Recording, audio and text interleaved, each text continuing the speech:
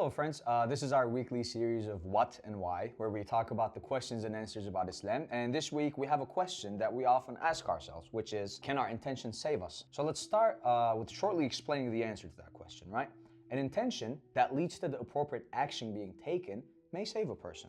But an intention that doesn't result in any real determination, so something that never actually moves you to do anything, can't save you. So in that case, what does it even mean to have intention?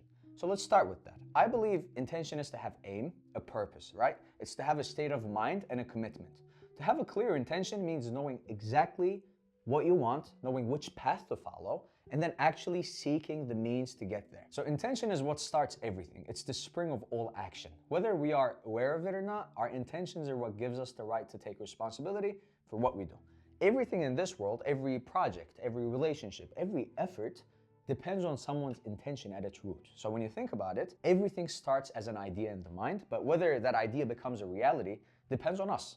It depends on if we want to turn that into an intention. That's when it bears fruit. And without that perseverance, without keeping that intention alive through determination, no project can ever succeed. So we have to keep in mind, intention also plays a very decisive role when it comes to good and bad deeds. Its quality can work like a cure if our intention is good, but it can also destroy everything in a single moment if we have a bad intention, right? So deeds that appear very small and insignificant can lead to huge positive or negative consequences depending on how our intention is to them, right? All actions done with the consciousness of serving God, like praying, choosing to stay away from certain things that we're supposed to stay away from, raise us to be in a higher spiritual level.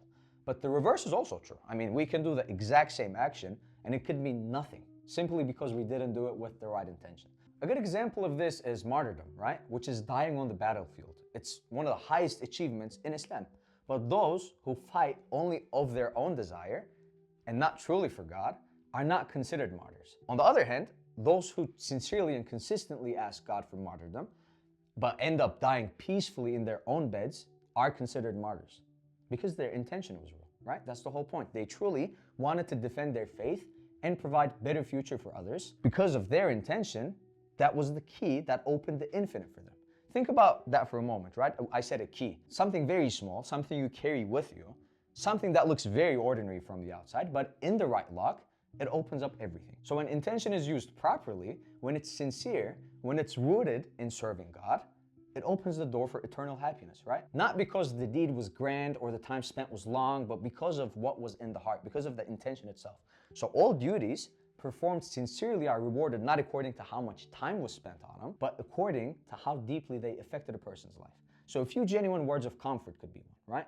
That could weigh a lot more than hours of ritual if it's done sincerely. A small act of service done with a full heart may outweigh something far greater done for show, right? But when the same key, that intention, is misused, when it is turned toward things like, selfishness, arrogance, or denial, it opens the door to eternal misery. So the key itself doesn't change. One thing changes there, and that is where you point it, your intention. So think about a soldier who's ready and willing to fight, but hasn't been called to battle yet. He's just as deserving of that reward as the one who's actually fighting that war. So a guard waiting to take his post is just as eligible as the one already standing there. So the reward for being ready and willing in the way of God is huge, right? So a believer may attain paradise after a short life, while someone who lived just as long but without faith faces a very different end. Because eternity isn't simply about how long you live or how many good deeds you've counted, eternal happiness or punishment lies in one's intention.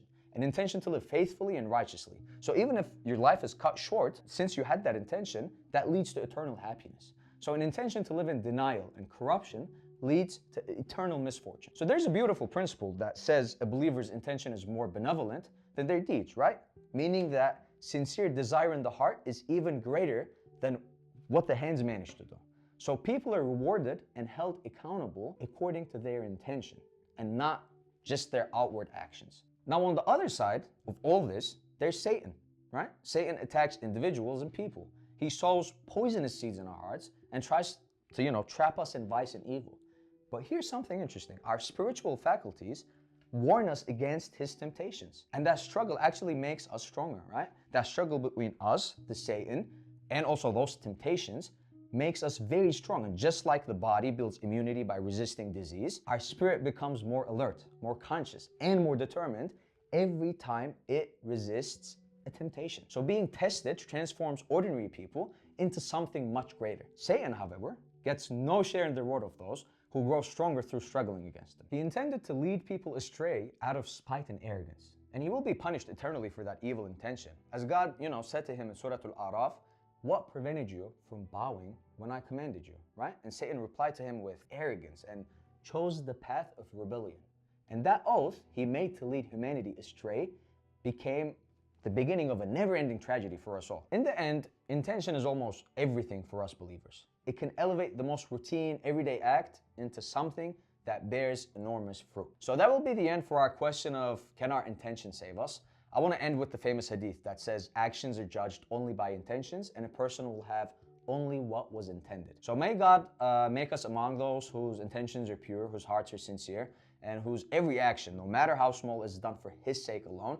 And may He never leave us without that sincerity, because without it, even the greatest of deeds means very little. So I'll see you on the next question, and Assalamu alaikum.